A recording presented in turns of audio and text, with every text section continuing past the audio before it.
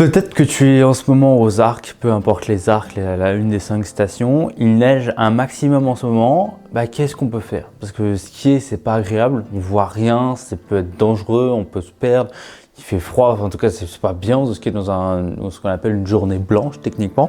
Et du coup, qu'est-ce qu'on peut faire? Et bien dans cette vidéo, on va y répondre. Avant d'aller plus loin, si tu veux savoir tout ce qu'il y a à faire dans les Alpes, que ce soit les meilleures stations de ski, les activités à faire, nos bons plans et nos hébergements, en tout cas tous les conseils qu'on peut avoir, un guide complet sur les Alpes pendant l'hiver, je te l'ai créé et il est disponible dans la description de cette vidéo, c'est le premier lien, tu le télécharges, il est complètement gratuit et ça va te permettre de mieux planifier ton voyage dans les Alpes en hiver, peu importe la station, peu importe les activités, les budgets et les situations, que ce soit en couple, en famille, etc.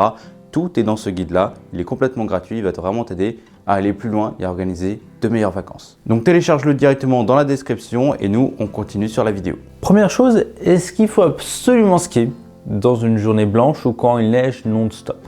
Le problème des arcs, par exemple, ça peut être les arcs 2000, etc.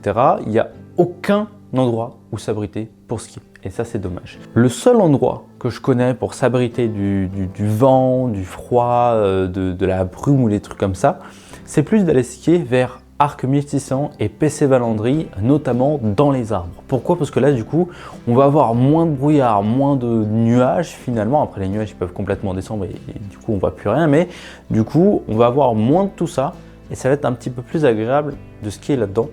Et en plus, c'est moins dangereux. Les pistes, elles sont moins pentues. Il va y avoir moins de monde que du côté de 2000, évidemment. Et vu qu'il va faire moche, il va y avoir quasiment personne finalement.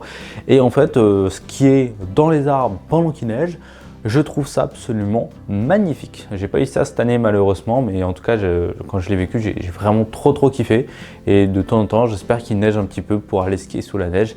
Mais voilà. Mais sinon, s'il neige trop, si on voit absolument rien, si c'est trop compliqué d'y aller, qu'est-ce qu'on peut faire à part le ski? Par exemple, ça peut être tout ce qui est sortie, c'est-à-dire les balades en raquette aussi. Tu peux faire des balades qui sont balisées, qui sont faciles pour tout le monde, mais ce que je te conseille de faire, c'est de prendre un guide en groupe, 4-5 personnes, et du coup de faire une balade en raquette dans les forêts de Pesset-Valandry et Arc 1600, c'est super sympa.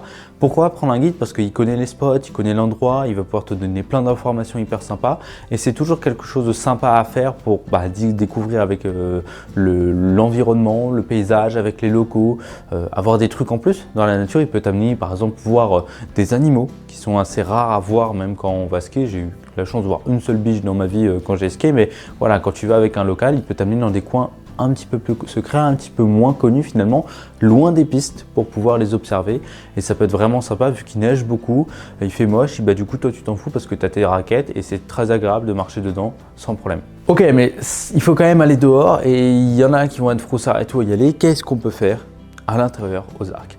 Première chose à faire, il y a un cinéma / théâtre. Alors moi j'y vais à la semaine du 13 au 20 décembre, donc il y a les Arcs Film Festival. Ça peut être quelque chose de sympa à voir, des films, des pièces de théâtre ou des trucs comme ça à l'intérieur. Je sais que sur certaines stations, il y a par exemple des bowling, des salles de jeux à l'intérieur et des trucs comme ça, bar, billard et tout. Moi, par exemple à Méribel, je sais que dans ma résidence, il y avait un billard et on pouvait jouer au billard toute la journée. Et ça, c'était vraiment super sympa. Sinon, on a tout ce qui est détente. Et par là, je veux dire quoi? En fait, dans certaines résidences, maintenant la plupart des résidences, on a accès à piscine, sauna, hammam, jacuzzi directement. Alors le problème quand il fait moche, c'est que évidemment ça va être absolument blindé. Tout le monde va avoir la même idée, il fait moche, on va pas skier, qu'est-ce qu'on peut faire? Piscine. Donc voilà, il faut y aller. Et dans ce cas-là, moi je te conseille d'y aller entre 11h et 14h, à l'heure du repas. Finalement, parce que les gens, en fait, ils vont rentrer pour manger, ils vont faire d'autres activités. Ça peut être intéressant d'y aller dès le matin, à l'ouverture. Mais voilà, après l'après-midi, à partir de 14h, ça commence à se remplir et les gens qui finissent de skier à 16h et tout, il fait nuit, hop, on va au spa et on se détend. Et du coup, là, ça commence à être blindé finalement. Sauf si c'est un truc que entre adultes, ça peut être un truc intéressant à voir, mais des adultes sérieux, un truc qui garde le silence, ça peut être sympa. Je sais qu'il y a aussi tout ce qui est piscine un petit peu public aux Arcs, notamment aux Arcs 1800. Mais là, le problème, c'est que c'est évidemment blindé. Pour y aller, il faut sortir de ta résidence, prendre tes habits et tout. Ça, c'est un petit peu plus chiant. Alors que quand la piscine elle est directement dans ta résidence, moi, tu vois, j'y vais en peignoir et je m'en fous. Et ça, c'est que du kiff finalement. Donc, je te conseille plus d'avoir un logement où il y a un spa et une piscine directement dans la résidence. Ce que je peux te conseiller de faire le soir, notamment, c'est tout ce qui est luge. Luge sous la neige quand il fait moche, on s'en fout, on est là pour se foutre de la neige partout. C'est un grand plaisir pour les petits comme pour les grands. Le seul problème qu'on a, c'est qu'il n'y a pas de remontée mécanique pour luge. J'en ai vu qu'une seule à Val Thorens et ça c'était absolument incroyable. Tu peux faire de la luge pendant 5-6 heures, tu ne seras jamais fatigué parce que tu n'as pas à remonter la pente à pied.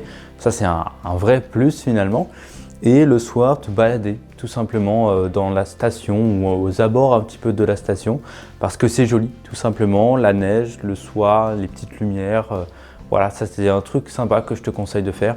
En fait quand il fait moche, te dire ok, bah c'est pas grave, j'ai pas pris un forfait à la semaine, c'est pas grave, je suis pas obligé de le rentabiliser. D'ailleurs ça c'est un truc que je te conseille de faire, de ne pas essayer à fond de rentabiliser ton forfait, du coup de prendre moins de forfaits à la semaine, etc.